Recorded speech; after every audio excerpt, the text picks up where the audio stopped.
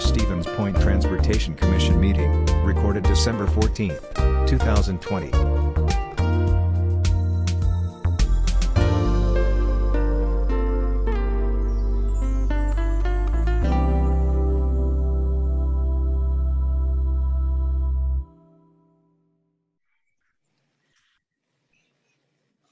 Has Mark joined us? Oh, there's Thomas. Hi. Hi, Thomas. Taylor Hale. Can you hear us, Taylor? Not familiar with that name, so. He says, yep, no mic tonight. Okay. Oh, there we go. Okay, thank you. Nicole, Mary, Thomas, Carolyn, Greg, Tom, and Mark is the only one who hasn't joined yet. But we do have a quorum. So we'll get started then, Susan. And if he joins us, then we can go back to what we talked about before. And if he doesn't make it to this meeting, we can do it at the next meeting. Okay? Okay, thanks. All right. So we'll start the meeting. We've done roll call. So we'll move on to agenda topic number 2, approval of the November 9, 2020 Transportation Commission meeting minutes. I had a question about that. I think. Okay.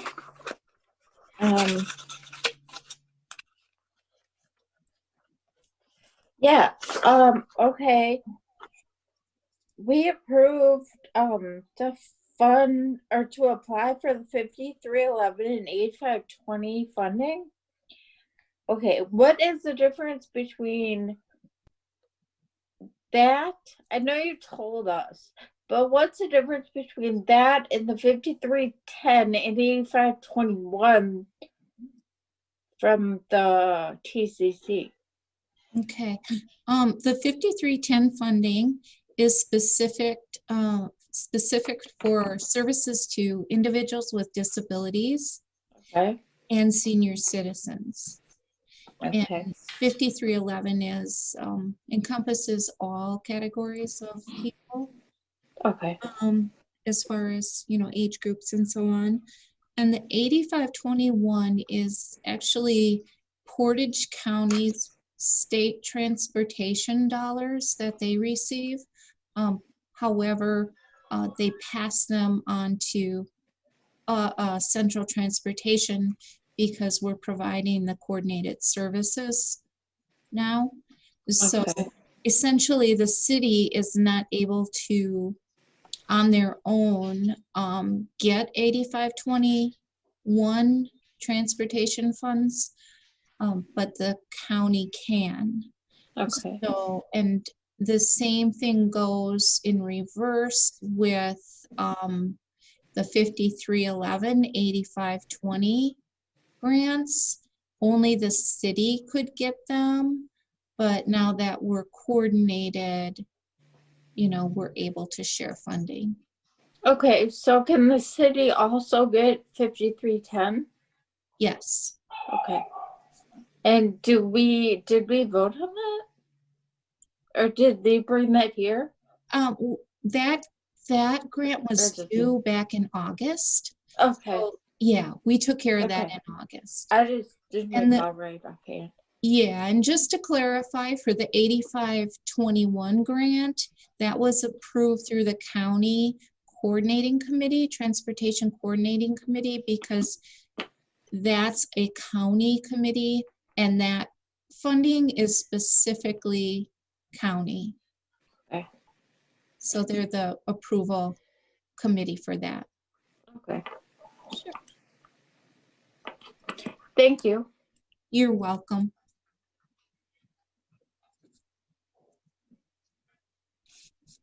Okay, so we'll need to entertain a motion to approve those.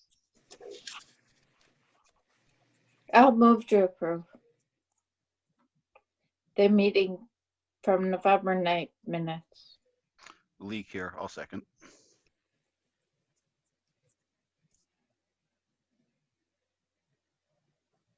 Okay, we have a motion by Carolyn and a second by Tom. Any further discussion or questions for Susan?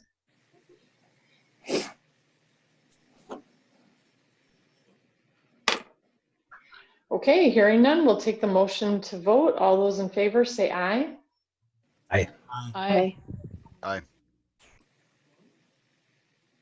Those opposed? Okay, motion carries. All right, we'll go to the next agenda item, which is approval of the November 2020 financial claims report.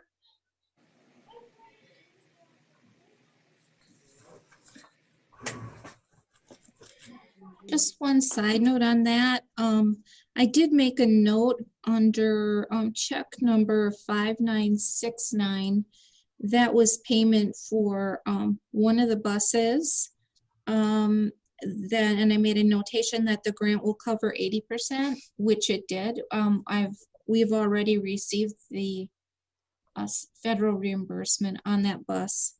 So, as well as the other one, which it's we purchased two buses, but one was paid for through the city side of the Capitol, and the other, the funds had already been passed to the finance department at water, which were part of water and transportation department. So the checks actually went out from different parts of the city. That's why the other one isn't showing up on this report.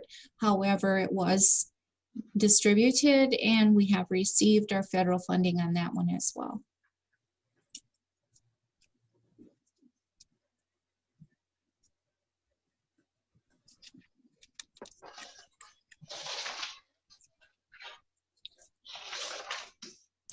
Are these buses in operation yet, Susan, or still being prepared?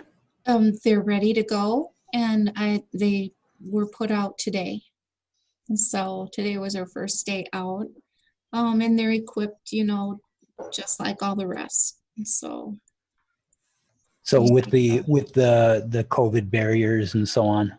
yes, they have the driver protective barriers, and they're outfitted exactly like our other buses. We try to keep them as similar as possible for maintenance, you know, concerns and things like that, and parts, and yeah.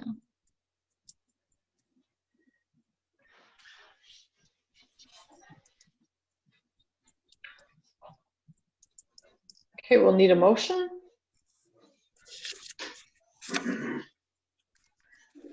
Tom Bertram, move to approve. Okay, we have a motion by Tom. I'll second. Kneebone here. Okay, and a second by Mary. Any further questions or discussion?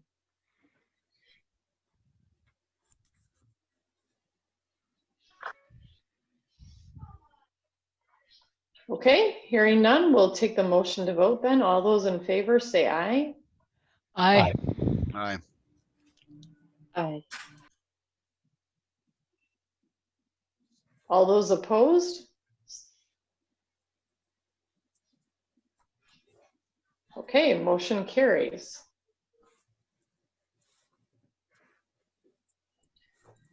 All right, next agenda topic is consideration for a partial refund to Whiting and Crossroad Commons due to CARES Act funding in the calendar year 2020. So Susan, you want to talk about this, where this came from? Sure, of course.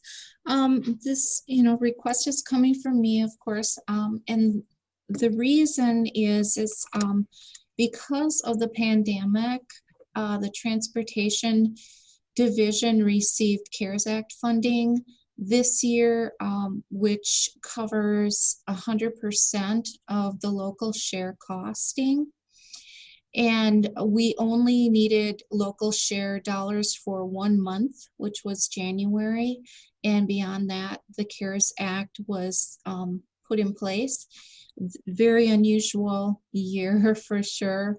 Normally, we receive approximately we've been running around 54, 55% state and federal combined funding for our 5311 8520 grant applications. But because of the CARES Act this year, they introduced more funding for us, which is great. However, we normally pay the local share of our projects through city and county levy, and also subsidies from the village of Plover for Crossroad Commons, which is an area of Plover that we provide service to, as well as the village of Whiting.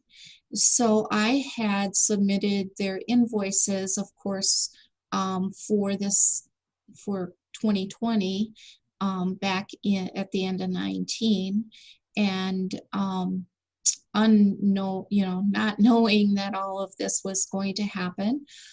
So they paid their invoices. However, because of the CARES Act, we don't have the demand that we normally do for support in the local share. So what I did was I made an adjustment, charging them for capital, which is a normal thing that we always do. I think it's 26 cents a mile or something like that for the miles that we provide to them to support the capital piece of what we do. And then we charge them a portion of the local share for operating. So what I did was I broke that down into 1 month due, and I'm proposing that we return the balance to them simply because of the situation with the CARES Act. And it's totally different from other years, and I feel that it's only right that we return some of their money to them. So, but it's entirely up to the commission to advise me as to whether or not you agree. Did you check in with the DOT to make sure that it's okay for us to return that money? I did, yes. And because it's applied to the local share, it's a local decision. Okay. Yeah, but I did talk to Wistat about that. We also had to make several other adjustments with our budgets, handling them a little bit differently this year because of this change, in the CARES Act versus regular federal funding. So I did break that down for you, and I did provide you an Excel document that I can walk you through. Very, very straightforward and simple. The village of Whiting was billed $26,528 for local share, which would be a normal year. However, with the CARES Act and breaking that down to the 1 month, we would actually just keep $3,068 of the Whiting allocation, and we would refund them the rest. With Crossroads, they normally would have been billed $19,967, which they were, and they paid that. However, given consideration to the CARES Act, they would only owe $2,809, and they would receive a refund of $17,158.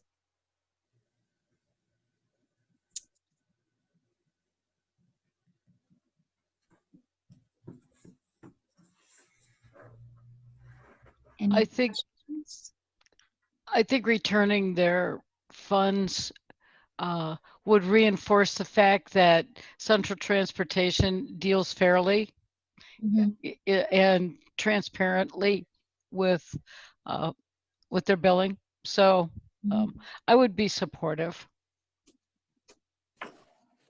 I'm just wondering, did they talk to you about that at all, or did you talk to them?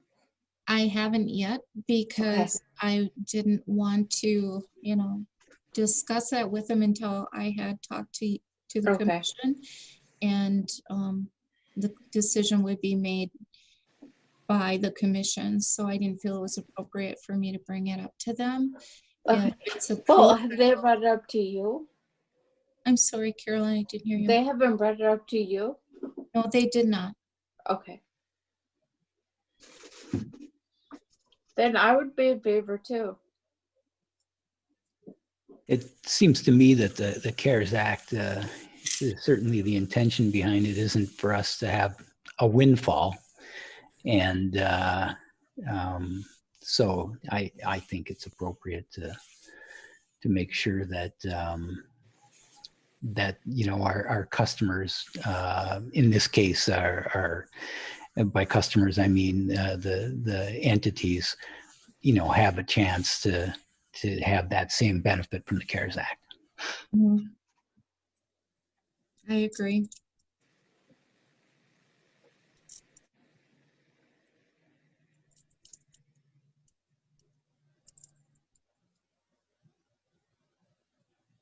I'm assuming that we'll need a motion for this then, right, Susan?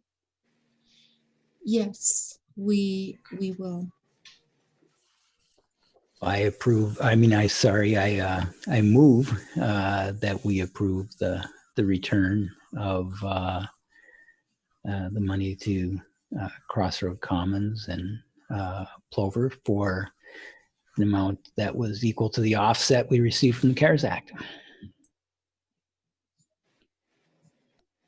I second that. Okay, we have a motion by Greg and a second by Carolyn. Is there any further discussion or questions? Yes. So you stated Crossroads Commons and Plover. Did you, I forget, Whiting as well? You're on mute, Greg. I thought it was Whiting / Plover on the spreadsheet, but that's what I meant. Yes. No, it's Whiting and Crossroads / Plover.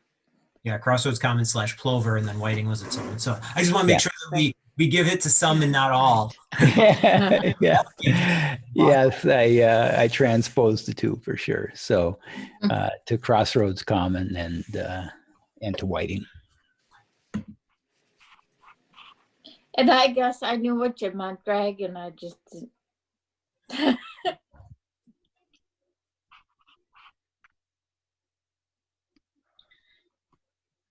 Susan, so Susan, do you have a motion?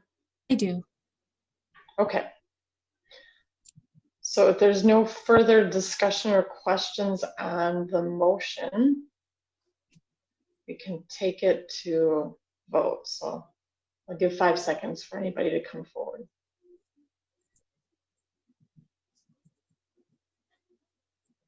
Okay, hearing none, we'll take the motion to vote. All those in favor say aye. Aye. Aye. All those opposed?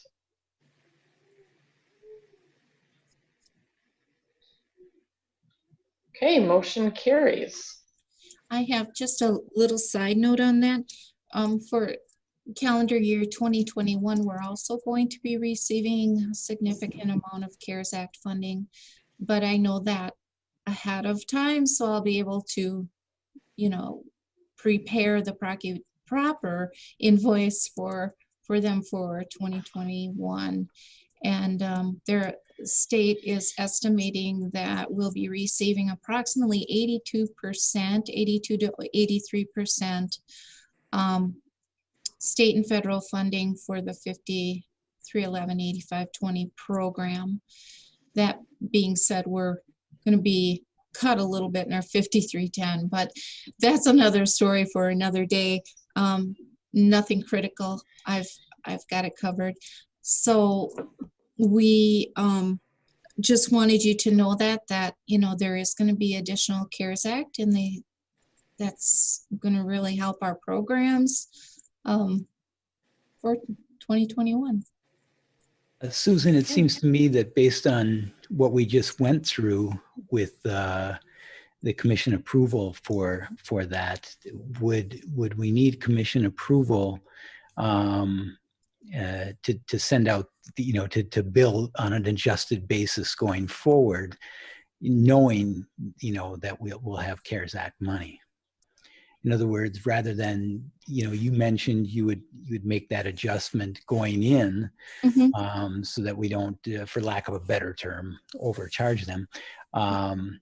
Is that something that we should approve as a commission prior to doing that? Well, it would be similar to what we do every year, because typically the process is that WISDOT will give us an estimated amount to base our budgets on, and to consider. I mean, that would be what we would consider when we normally invoice Plover and Whiting. So I don't think it would be a whole lot different from what we do normally, because we know it going in. So I'll prepare their invoice accordingly. Normally, like if our reimbursement was, say, CARES Act wasn't in effect, and we went from 54 to 57, I would adjust their invoices accordingly. So I don't know that it's really any different, but I'm open for comment on that. If you feel differently, I'd certainly want to know that. So when you bill them next year, there will be some kind of a definition on why they're paying significantly less than what they paid in the past. Yes. Okay. I always communicate with them when I send out the invoice. Well, actually, what I do is I prepare them for however much it's going to be, and then they're actually billed. They have different times throughout the year that they're billed, but as a common courtesy, I always let them know what that's going to be, so that they can budget accordingly for it.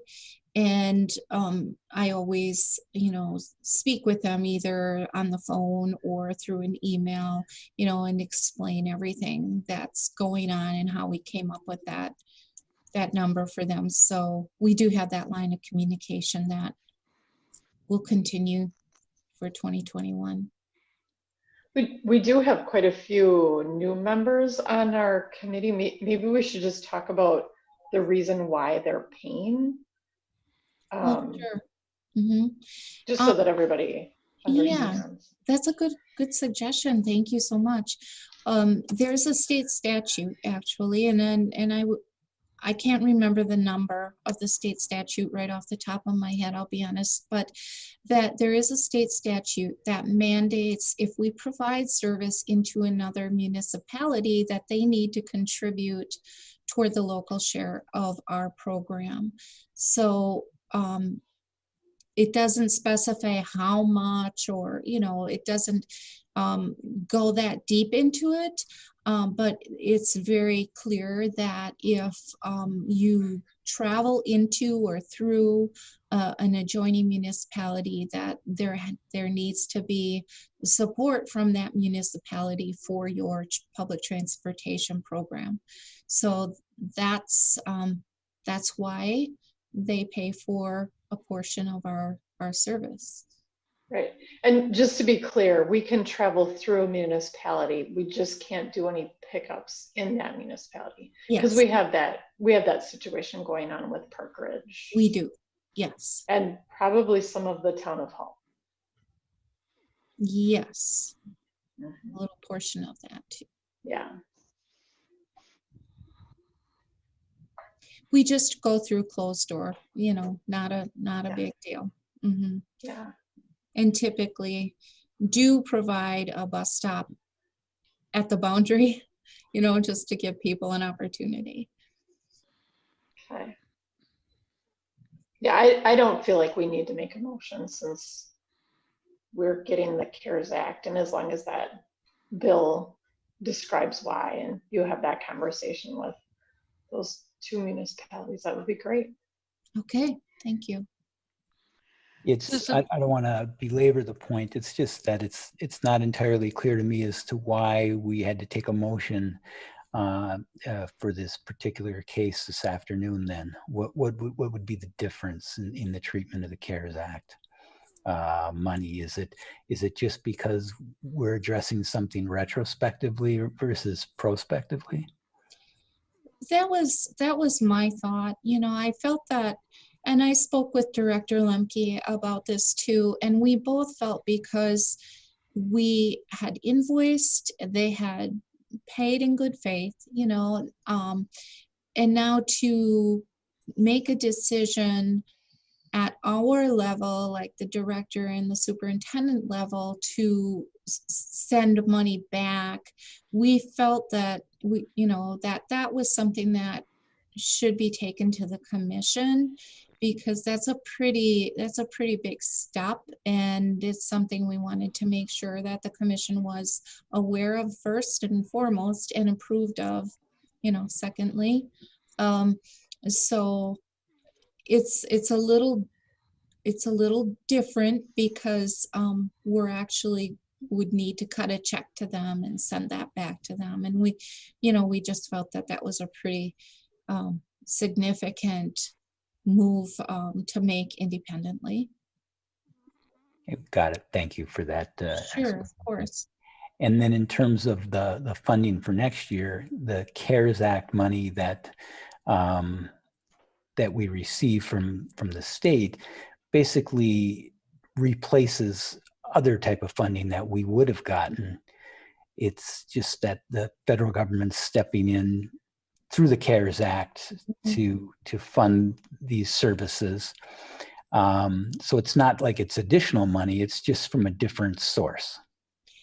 The additional money, it is from a little different source, of course, yes. But the additional money, I guess what's different about it is they're paying the local share portion and the federal share portion. So that's where we're affected in such a positive way, because the local share is much lower than it would normally be. Thank you for that. Sure, of course. Susan, I have a quick question that's sort of tangentially related to CARES Act.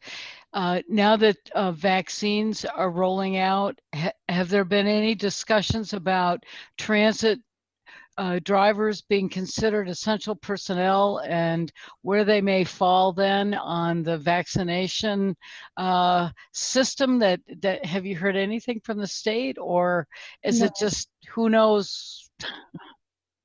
We haven't heard anything at all about the bus operators, and the only thing we've heard is what's been on the news, the same types of things, but nothing separate has come forward.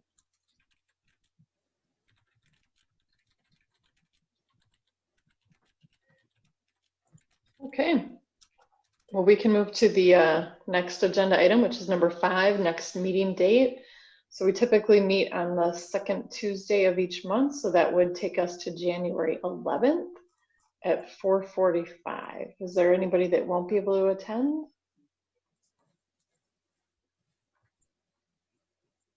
What was the date? January 11th.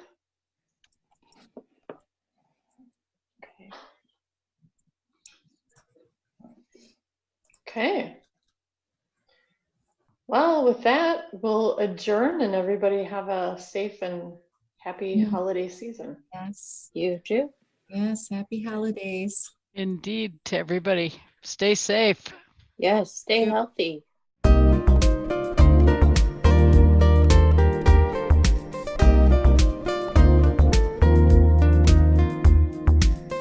Videos of these meetings are available for viewing on the city's website, stevenspoint.com/videos.